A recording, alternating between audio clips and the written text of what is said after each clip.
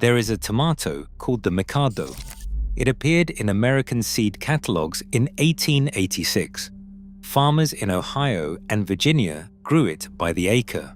The men who catalogued it described it as large, smooth, and nearly perfect.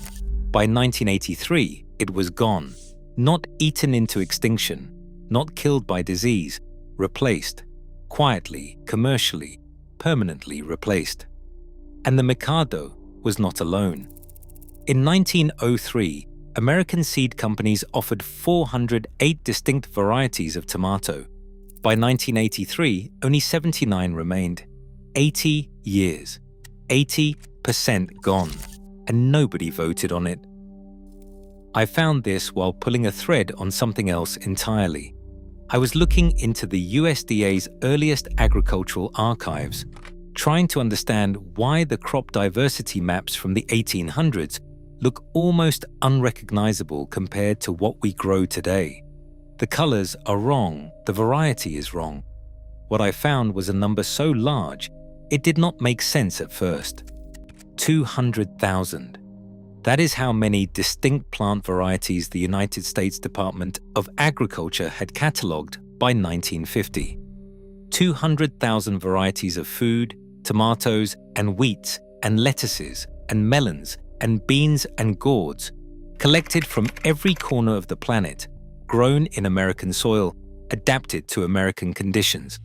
A living library that took generations to build, and most of it is gone. But before I tell you how it disappeared, I need to tell you what it was, because the system that existed before the Great Simplification was more sophisticated than anything we have built to replace it. The story begins with a man named David Fairchild. Born in 1869, trained as a botanist, hired by the USDA at 25 years old, and given one of the strangest job descriptions in American government history: travel the world and bring back seeds. Fairchild spent decades in Japan, Italy, Egypt, South America, and Southeast Asia.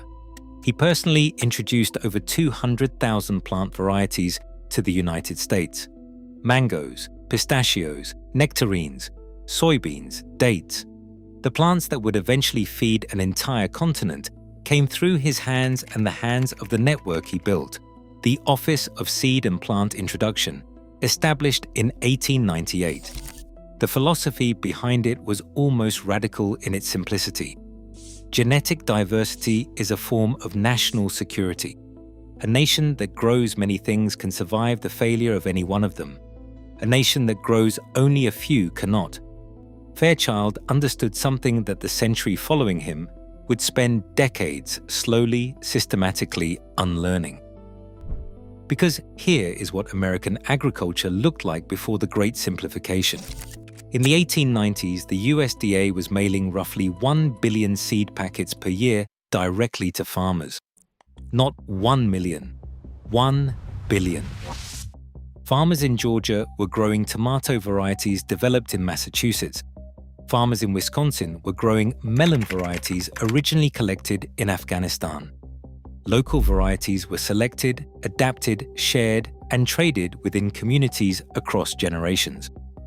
A single county in Appalachia might grow 30 distinct varieties of bean, each one adapted to the specific altitude, soil, and rainfall of that particular valley. This is documented in the USDA's own agricultural bulletins from the period. The system was decentralized, often chaotic, and extraordinarily resilient. Then it was replaced, not all at once, not dramatically, but through a sequence of decisions so incremental that no single one looked like destruction at the time. And that is exactly what makes this story harder to tell than it should be. The turning point arrived not with a disaster, but with a law. On May 23, 1930, President Herbert Hoover signed the Plant Patent Act. For the first time in American history, a living organism, a plant, could be owned. You could breed a new variety, register it, and prohibit anyone else from growing it without paying you.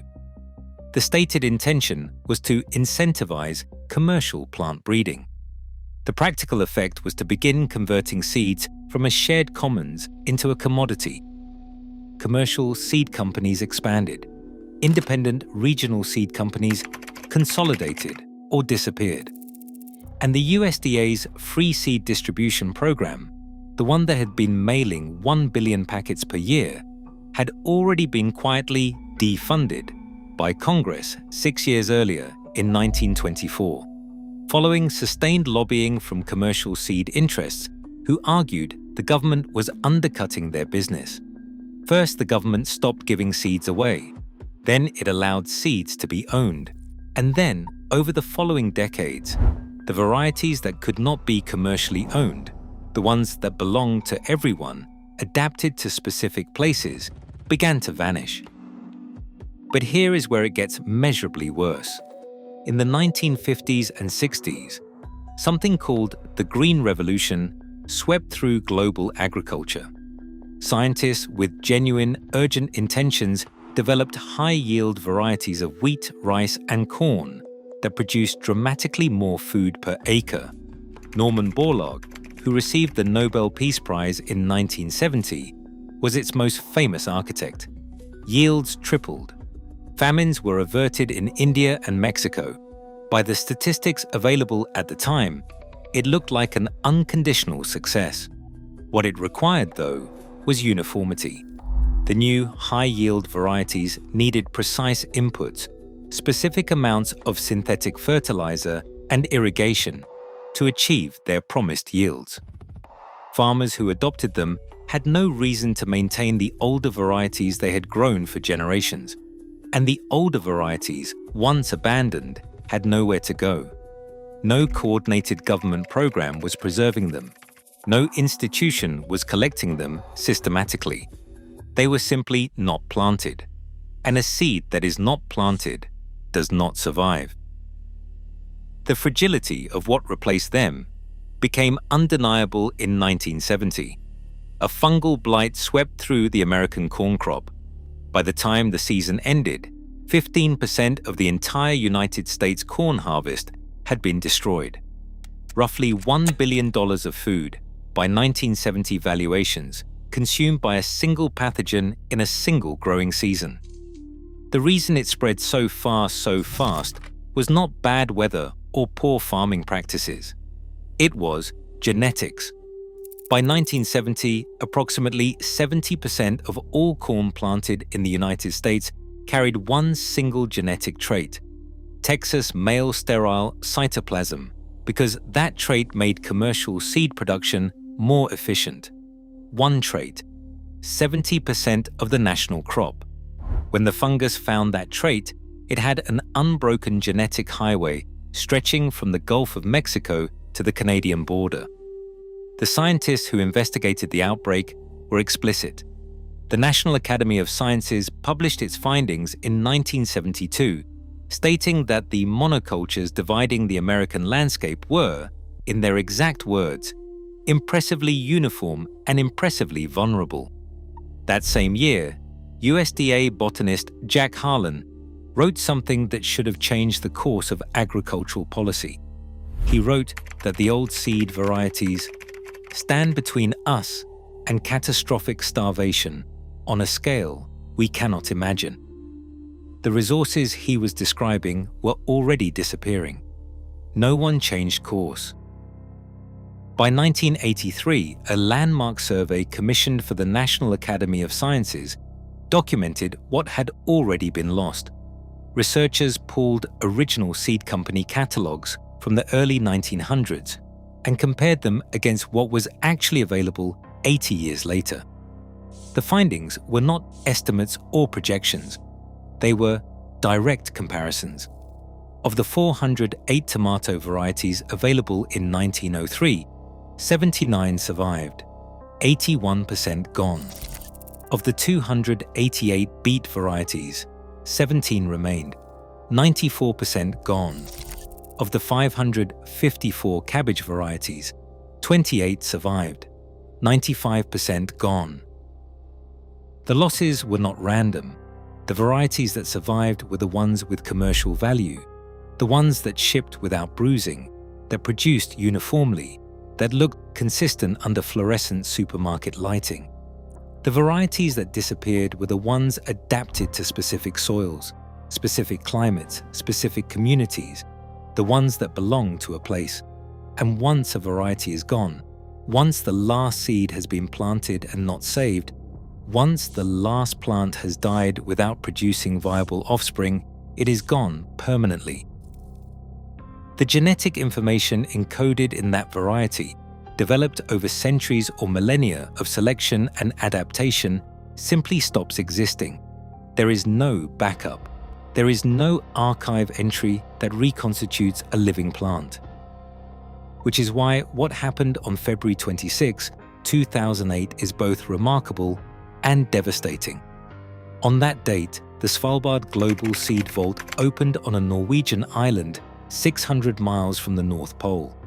Cut into frozen rock, designed to survive power failures, wars, and rising sea levels, it now holds over 1.3 million seed samples from nearly every nation on Earth.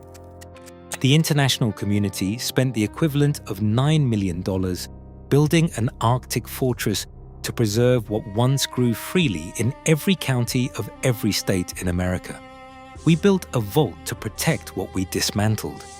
And the vault, as extraordinary as it is, cannot hold what was already lost before anyone thought to save it. It holds what survived the 20th century. It does not hold the Mikado tomato. It does not hold the 270 varieties of beet that ceased to exist before anyone pulled the old catalogues to check. Those are beyond recovery. And the consolidation did not stop in 1983.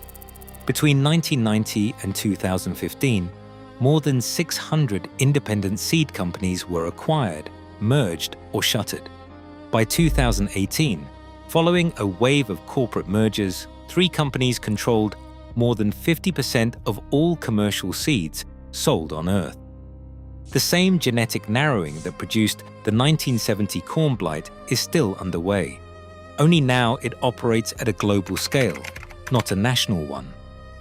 The diversity we lost in the United States across 1 century, other nations are losing now, faster, under commercial pressures identical to the ones that emptied the American seed catalogs. We now grow 40% of the world's calories from just 3 crops: wheat, rice, and corn. Each of those crops has been narrowed to a fraction of its former genetic range. And somewhere in a frozen vault beneath an Arctic mountain, the last surviving samples of what we used to have are waiting, not to be planted, not to feed anyone, just waiting. The way that seeds wait, patient and intact, completely dependent on someone, somewhere, deciding that what we lost still matters enough to protect what little remains. The Mikado is gone. But the question of how we let it disappear, and whether we are still letting it happen, that question is still very much alive. If you found this story as urgent as I did, hit subscribe. There are more of these, systems that worked, that were simplified out of existence, and that almost no history book bothers to mention. The next one might surprise you even more.